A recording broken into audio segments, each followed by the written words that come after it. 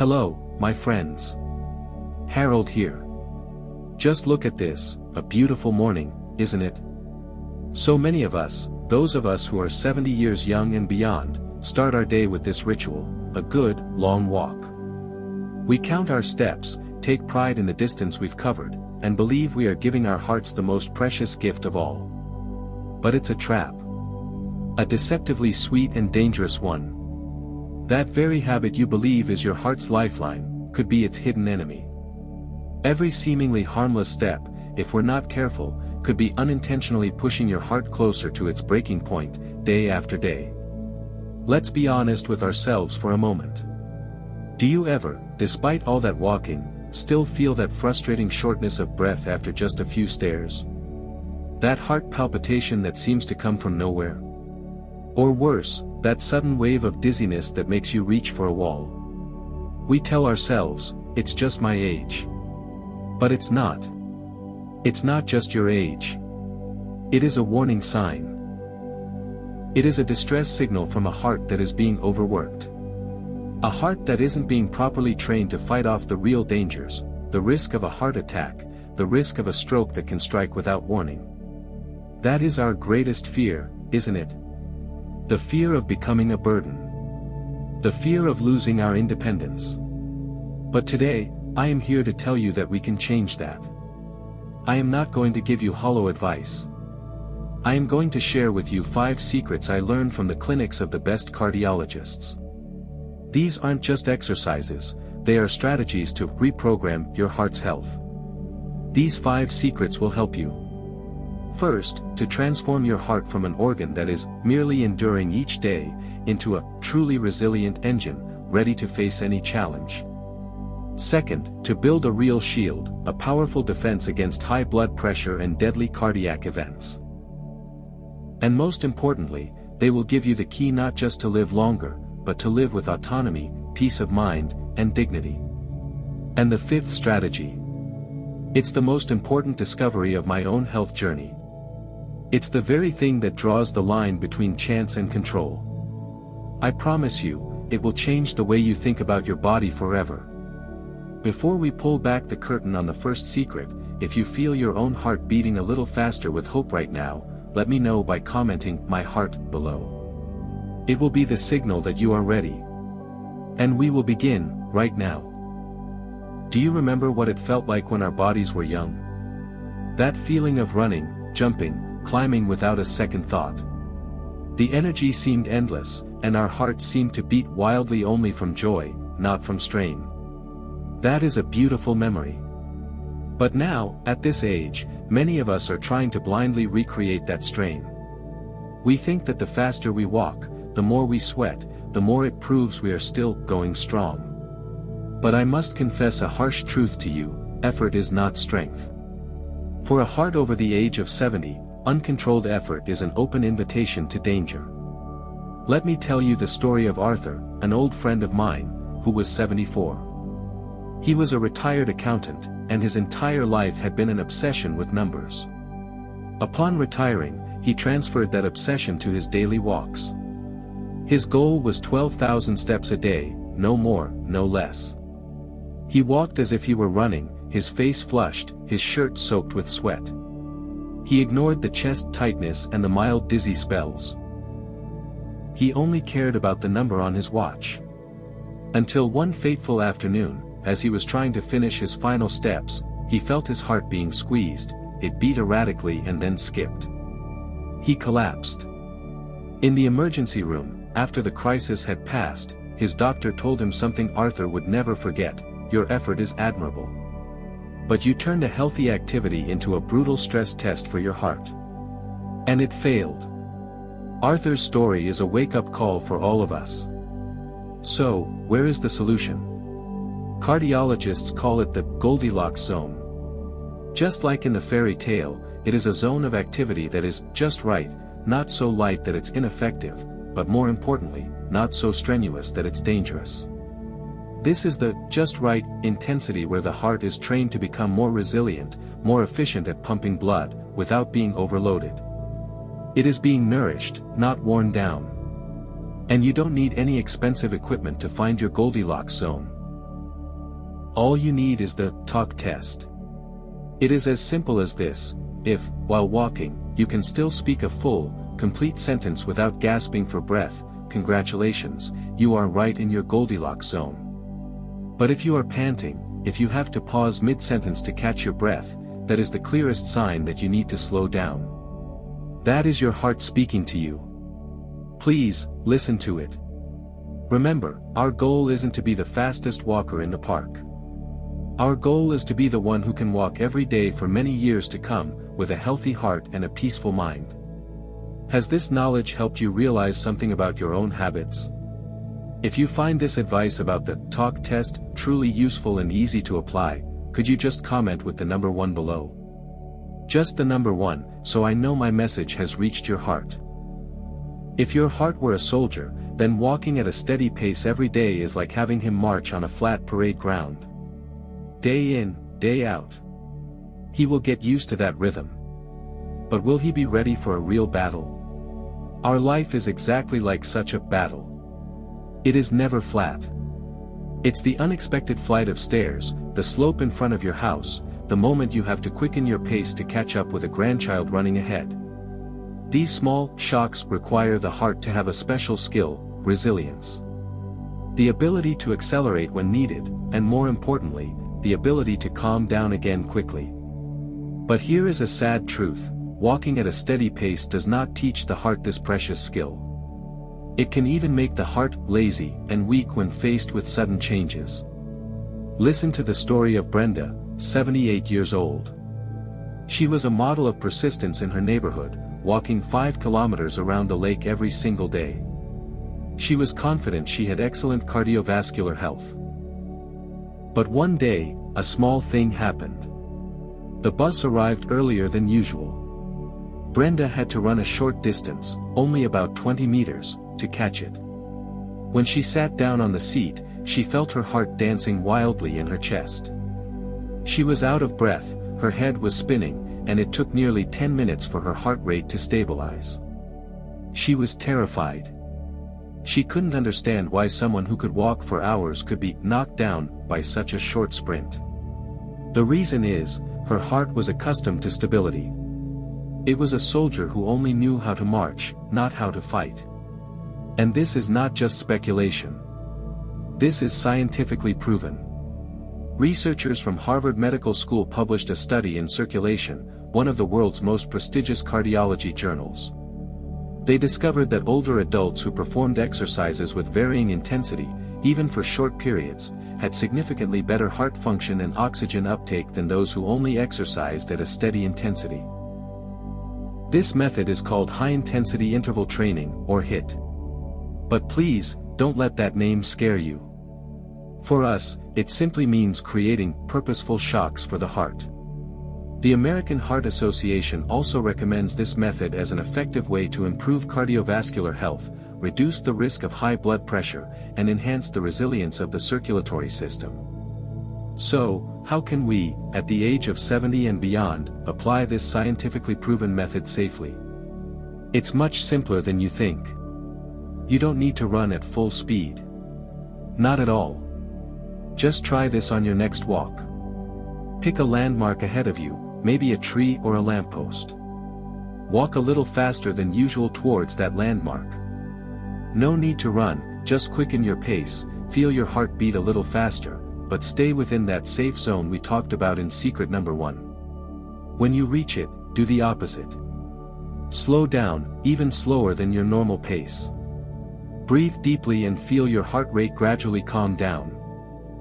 Just repeat this fast-slow cycle about 5 to 6 times during your walk. It is this constant change that will teach your heart how to adapt. It forces the heart to learn how to pump blood more efficiently when needed, and to regulate itself quickly. It builds that inner flexibility, that resilience, which hours of steady walking can never provide. This is no longer just simple advice, it is a solid, science-based strategy to upgrade your senior cardiovascular health. Do you feel more confident knowing that this method is recognized by the world's leading organizations? If so, just comment with the word "trust" below. Just one word, so I know you are ready to apply science to protect your health. In a kingdom, we often focus only on the safety of the king. We build strong castle walls, but we worry about his health. But we forget that the greatest burden on a king comes not from external enemies, but from his army growing weaker and weaker, to the point where the king himself must bear all the heavy work. Your heart is that king. And its loyal army, the army that carries out every command and protects the kingdom from fatigue, is your muscular system. The third secret I am about to reveal is perhaps the most forgotten aspect in the journey of cardiovascular health. It is not found in your chest. It is found in your legs, your arms, and your torso. And this is no longer just a metaphor, it is a proven scientific fact. One of the world's leading medical journals, The Lancet, published a massive study that followed hundreds of thousands of people. Their conclusion completely changed the way we look at aging. They discovered that muscle strength, specifically the grip strength of the hand, was a more accurate predictor of the risk of heart attack and stroke than systolic blood pressure. What does this mean? It means that a weak body creates a tired heart. The natural aging process, which scientists call sarcopenia, silently steals the strength from our muscles after the age of 70. It's like a thief, taking a few soldiers from your army each day. And when that army weakens, who must shoulder the heavy work? It is our king. It is your heart. Every time you get up from a chair, every time you carry a bag of groceries, every time you climb the stairs, if your muscles are weak, your heart has to work significantly harder. It has to beat faster, pump blood more forcefully to compensate for the lack of strength. It's like a king having to personally go into battle every day because his soldiers no longer have the energy. This creates an invisible burden, a terrible pressure on the heart, 24 hours a day, 7 days a week. Listen to the story of George, 76 years old. He had high blood pressure for years and took his medication regularly, but his numbers didn't improve much. During one checkup, his old doctor looked him deep in the eyes and said something that awakened him. "George, we have been trying to protect the king with medicine, but we have forgotten his army. I just read a study from them." George's heart had been overworked for years, simply because its most loyal allies were no longer strong enough to support it. From that day on, George started a new routine. Not walking more, but exercises to rebuild his army. He called them liberation exercises for the heart. And you can do it too. The American Heart Association now also emphasizes that incorporating strength exercises at least twice a week is an essential part of any program to protect senior cardiovascular health. And the good news is, you don't need to go to a gym or lift heavy weights. You can start right at home, with your own body weight. Just 10 minutes a day to lift the burden from your heart. First exercise, the sit to stand. Sit down and stand up from a sturdy chair 10 times without using your hands for support. This is how you rebuild the strength in your legs, the most resilient infantryman. It helps you stand up with ease, and your heart will thank you for it. Second exercise, the wall push-up. Stand an arm's length from a wall and perform a push-up motion 10 times. This is how you strengthen your arms and chest, the king's most trusted guards. It helps you push open doors and carry things without excessive strain on your heart. Third exercise, the calf raise. Stand holding onto a chair or table, and slowly raise your heels up, then lower them down 15 times. This small movement has a huge effect. It activates the body's second heart. Your calf muscles, which help pump venous blood back to the heart more efficiently, reducing the workload for your main heart. These 3 simple exercises are how you rearm your troops, so they can share the burden and effectively protect the king. Building muscle after 70 isn't about becoming a bodybuilder. It's about giving your heart the peace it deserves, a peace that is backed by science. Do you see this powerful connection? That muscle plus heart equals total strength. If you now understand the secret of this forgotten ally, and you believe in the power of science, just comment with a plus sign below. Just a plus sign, as a symbol of this combination, so I know that you are ready to rebuild your army. I want to ask you a question, a very personal one. When was the last time you truly felt at peace? Not just the quiet of an empty room, but true peace of mind. A moment when your chest didn't feel heavy, and your mind wasn't tangled in worries about your family, your health, or things that have passed. In this modern world, that kind of peace feels like a luxury, doesn't it? We've talked about training the body, about walking, about muscle strength. But we have overlooked the most dangerous enemy of the heart. An enemy that cannot be seen, cannot be touched, but has a devastating power. That enemy is stress. It is anxiety. It is the feeling of loneliness. This is the fourth secret, an invisible shield to protect your heart. Scientists at Columbia University conducted a study they called the cardiology of the mind. They discovered that prolonged negative emotions like stress and anxiety trigger our bodies to produce a hormone called cortisol. Imagine cortisol as a corrosive acid. When it exists in your blood at high levels for a long time, it slowly eats away at the delicate, smooth lining inside our arteries.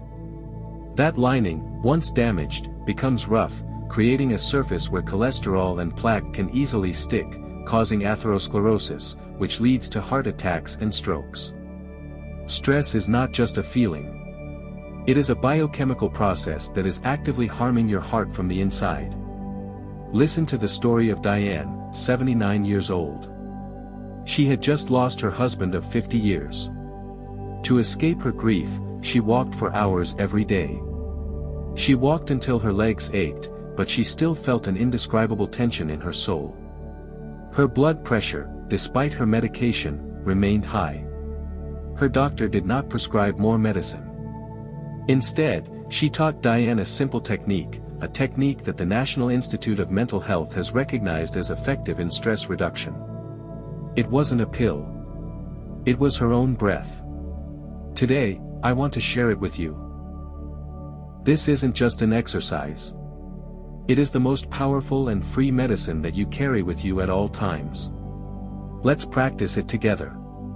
Whether you are sitting or standing, slowly close your eyes if you can. First, breathe in slowly and deeply through your nose. Let the air fill your lungs, and count in your head, 1, 2, 3, 4. Next, hold your breath. Feel the stillness. 1, 2, 3, 4. Now, exhale very slowly, very gently through your mouth. Let all the tension, all the worries, flow out with that breath. 1, 2, 3, 4. And finally, hold with your lungs empty for a moment. 1, 2, 3, 4. That is called box breathing. Just by practicing this for 2 to 3 minutes a day, you are activating your body's rest and digest system. You are telling your body to stop producing cortisol. You are healing your arteries yourself. Protecting the heart is not just about protecting a physical organ. It is also about protecting the peace in your soul. Because when your mind is at peace, your heart will be at peace too. After hearing this, do you feel you need to set aside a few minutes each day for stillness? If you do, just comment with a heart emoji below. Just a simple symbol, to remind yourself that sometimes, loving yourself is as simple as taking a deep breath. If your body could talk, what story do you think it would tell you? Would it tell you about its joys, its sorrows? Would it tell you about the sleepless nights, or the invisible burdens you carry? Most of us don't know how to listen. We only pay attention when our body screams at us with pain. But what if I told you there is a way to hear your heart's true story, every single day? A secret language has always been used to communicate with us, but one we were never taught to understand. This is the final secret. The most important piece of the puzzle. The very thing that draws the line between chance and control. We often think that a healthy heart beats as steadily as a machine, 1, 2, 1, 2. But the most brilliant scientists at the Cleveland Clinic and in the pages of the Journal of the American College of Cardiology, JACC, have discovered the opposite. They found that the sign of a truly healthy and resilient heart is not regularity. It is flexibility. The ability to make incredibly subtle changes in the time between each heartbeat. That flexibility is measured by a metric called heart rate variability, or HRV. Imagine it this way, a heart with low HRV is like a car on cruise control. It's very stable, but it's also rigid and cannot respond to sudden changes on the road. A heart with high HRV, on the other hand, is like a skilled driver. That person is constantly making tiny adjustments to the speed and steering wheel to adapt to any condition.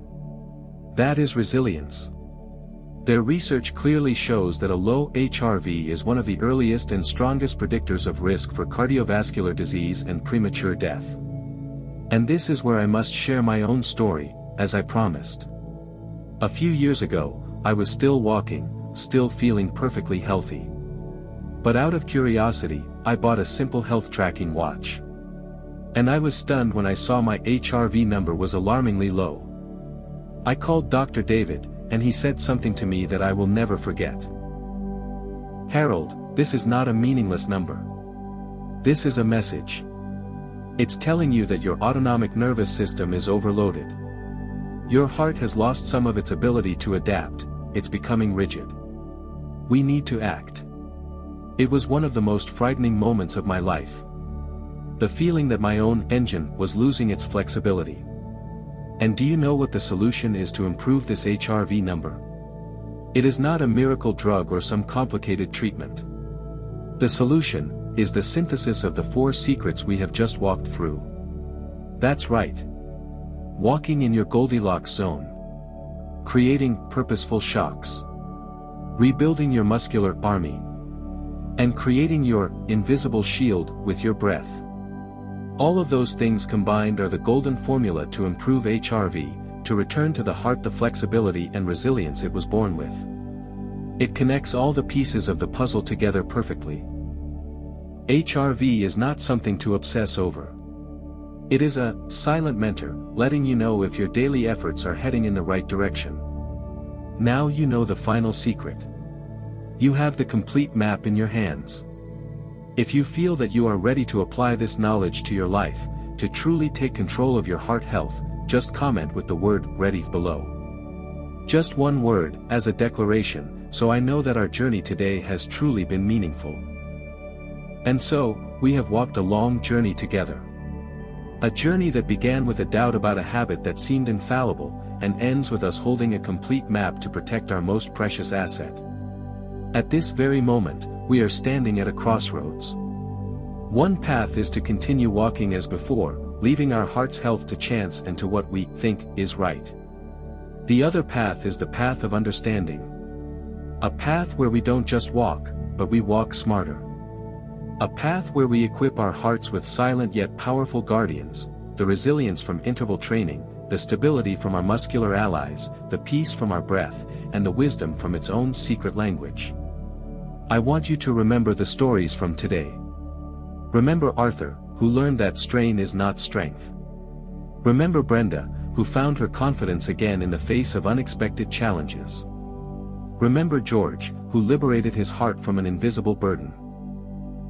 And remember Diane, who found healing medicine in her own breath. They, and I myself, have all stood at the same crossroads where you stand today. And I want to tell you, it is never, and I repeat, never too late to choose a new path. No grand changes are needed. Just one small decision, one small action each day, can make the difference between a tired heart and a free heart. So, the most important question for you now is this. What will be the very first step on your new path? Will you choose to build your strength, or will you start by listening to your breath? Share your first choice by commenting below. It doesn't need to be a long sentence. Just one word: strength, breath, rhythm. Your commitment today, however small, could be the greatest source of inspiration for someone else reading these comments. And finally, if you found our conversation today to be truly valuable, please give it a like, hit the subscribe button so you don't miss our future journeys, and please consider sharing this video with a friend or a loved one over 60. Because sometimes, sharing the right knowledge is like sharing the gift of life itself. Thank you for your time and for listening. Stay strong, and keep your heart resilient.